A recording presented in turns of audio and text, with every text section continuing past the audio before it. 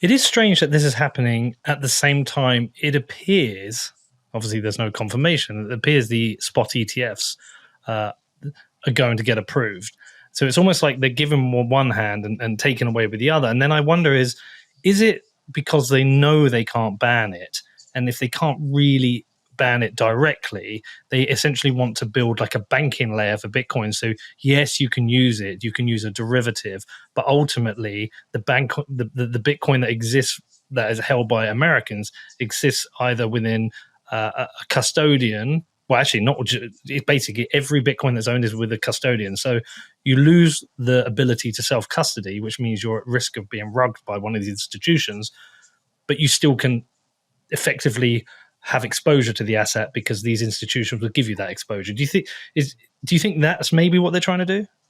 Yeah, I mean, that's a really interesting theory. I mean, it is very possible that all this is all political theater just to scare the American people from investing in Bitcoin. It's like, okay, well, we can't like put forward unconstitutional regulations. The Congress, we're not going to be able to pass something through Congress. So instead, we're just going to do a PR campaign and scare everybody. And maybe that will prevent everyone from dumping their U.S. dollars and buying Bitcoin. That's very possible. We have seen a lot of delay tactics out of the regulators. I do think the spot Bitcoin ETF saga, that whole thing was just a delay tactic. And I've said for years, getting a spot Bitcoin ETF is a win, not an if scenario. We absolutely will have one because of the regulatory process. The regulatory process allows for it. We've just had people in power, the chairman of the SEC, including Chairman Clayton and including Chairman Gensler, who have arbitrarily denied these applications, which is illegal, by the way, and they were sued for that, and they've lost the lawsuit that Grayscale bought forward. So now they have to move forward. But all of these denials that we saw from the SEC over a 10-year period, I think it very much was a delay tactic of like, we don't really like it. We don't really want it.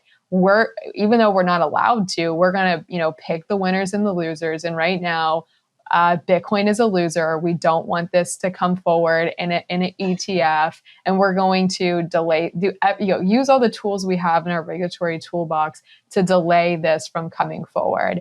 But the reckoning time has come. Again, they were sued. They've lost the lawsuit. It's happening. It's happening whether they wanted to or not. It is absolutely happening. Okay, that's interesting. So these, look, the rumors are very strong.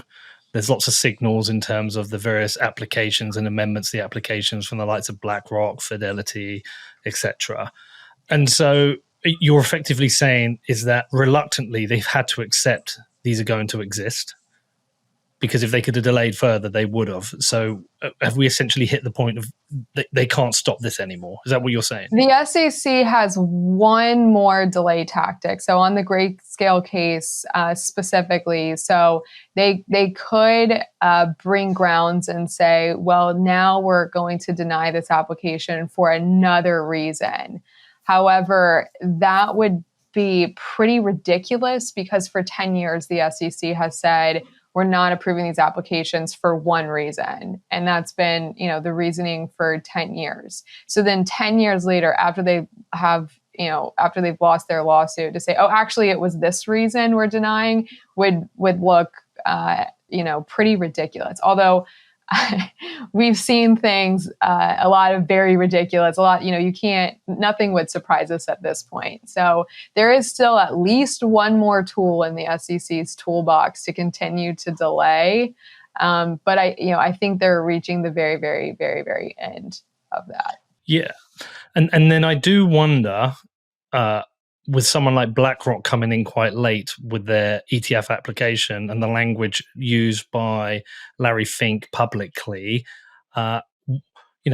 did BlackRock independently just think, oh, this is a good time for an ETF? Or is it the fact that the SEC have got to that point where they've got to allow them, and they would rather someone like BlackRock have an ETF than like fairly unknown, more hostile companies like Grayscale and giving it to the crypto companies?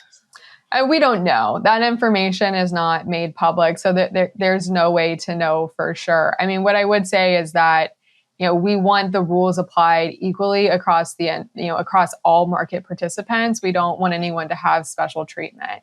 So anyone should be allowed to apply to bring any type of exchange traded product forward, and if they meet the requirements to do so, then their product should be allowed to move forward. Okay, that's maybe just my gut instinct of what is happening. Okay, so let's talk about the ETFs themselves specifically before we wrap up, and then we'll talk about the chamber at the end because you should tell us the work you're doing and how we can help. So what is the current status of the ETFs? I know there's various applications that have been in. There seems to be a lot of amendments being done, which seem to be, it's almost like they're lining up a horse race for January. What's your interpretation of where we are? So the CEO of Grayscale gave an interview on CNBC about 2 weeks ago, and he said he shared publicly with the press that Grayscale is now in active discussions to convert the Grayscale trust into an ETF to allow for redemptions and to open it up to an open-end mutual fund. So our understanding is that Grayscale is in the process of launching their spot Bitcoin ETF, and their conversations with the SEC are all about the logistics of bringing it to market. That is what the CEO shared just a couple of weeks ago. We do not know the timing. We will not know the day it goes forward. That'd be considered insider information. So that information is not shared outside those specific parties. There are many different applications that are out there.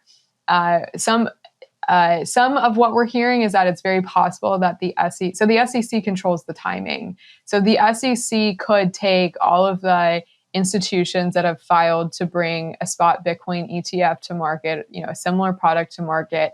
They could get it organized so they all launch at the exact same time. Or they could decide someone gets to go first and someone else gets to go last.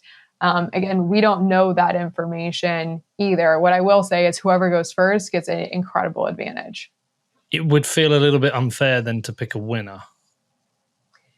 Yeah, and the SEC is a disclosure regulator. They're not a merit regulator. They're not supposed to pick winners and losers. So they absolutely need to take that into account, and they need to come up with a process that's equitable for all parties. So you can't confirm or deny that this is all going to get approved on January the 10th? I don't know. I really don't know. It's very possible. I'm just teasing you. Yeah.